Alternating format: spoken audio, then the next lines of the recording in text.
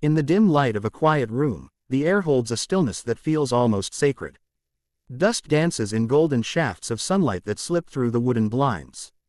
The faint scent of tea drifts from a delicate porcelain cup resting beside a stack of old papers. An elderly Japanese naval officer, his face lined by decades of service and memory, sits at a polished wooden table. His hands are steady but worn. The medals on his uniform glint softly in the light. Outside, the world has long moved on from the Great War that shaped him. Yet in this moment, his mind drifts back to a morning in April 1942, when the unthinkable happened, and Japan's perception of its own invincibility began to crack. When the Pacific War began, Japan had every reason to believe that its empire was unstoppable. In the early months after Pearl Harbor, the rising sun flag swept across the Pacific and Southeast Asia like a tide. The Philippines, Malaya, Singapore, Hong Kong, all fell swiftly.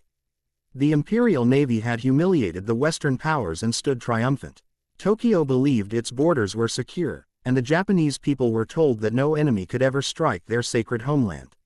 For centuries, no foreign bomb had touched Japanese soil.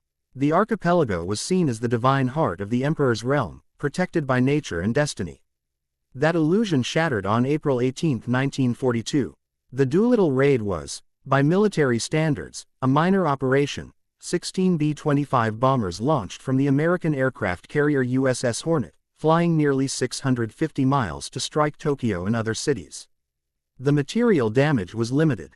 A few fires, some buildings destroyed, a handful of civilians killed. But its psychological impact was enormous. For the first time in living memory, Japan had been bombed. For the first time, the Japanese people realized they were not beyond reach. In his later years, the officer would describe the moment the news reached the naval headquarters in Tokyo.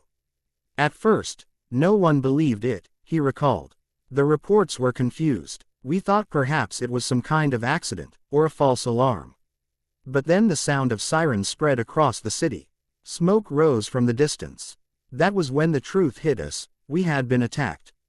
Inside the Imperial Palace compound, confusion turned quickly into anger. The generals and admirals demanded to know how such a thing could happen. How could American planes have reached Japan? The idea seemed impossible. No U.S. base was within bomber range. No enemy carrier should have been able to come so close undetected.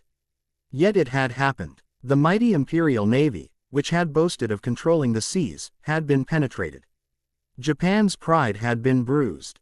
The officer's eyes close as he remembers the faces of his superiors that day, stern, silent, struggling to conceal their disbelief. The room had smelled of tobacco and tension. It was not only a military embarrassment, he said, it was a spiritual wound. We had told our people that the empire was protected by the gods. And now, the gods had been challenged. While the bombers themselves caused limited destruction, the raid forced Japan to see the United States in a new light. Until then, Tokyo's leaders had viewed the Americans as soft, decadent, unwilling to endure hardship.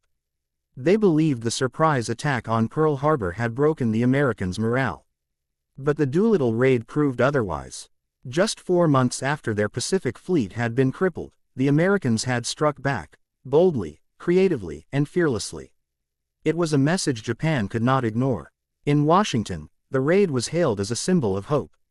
For a nation still mourning the losses of Pearl Harbor, it showed that America was not defeated. The name, Doolittle, became synonymous with daring and ingenuity. But in Tokyo, the shock turned into fury. The Japanese high command demanded retribution. If America could reach their homeland, then Japan would ensure it never happened again. The strategic consequences were far greater than anyone at the time could foresee.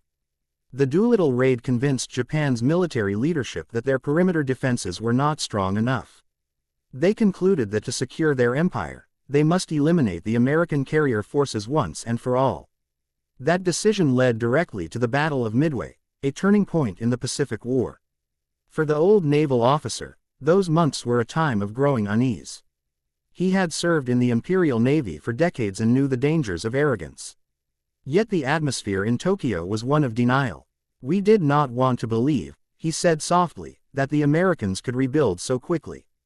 We underestimated their capacity, their industry, their will. Across the Pacific, America was awaiting